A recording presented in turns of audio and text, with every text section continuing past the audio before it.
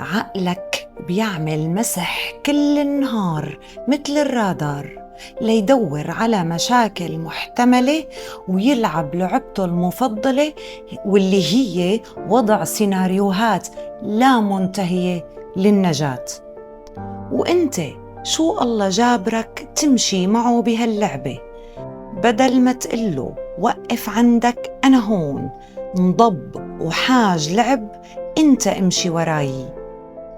عقلك من أهم الأدوات يلي بتلزمك بهالحياة، فبدل ما تقعد تركض وراه مثل الأعمى وهو عم يلعب ويعمل ضجيج حواليه، وقف ورجع سيطرتك على هالآلة لما بتكون خارج السيطرة. بس لتعرف تعيش، مو أحسن ما ينقطع نفسك وإنت عم تركض تلحق شمال ويمين وعلى الفاضي؟ أنا هيك، والباقي على الله.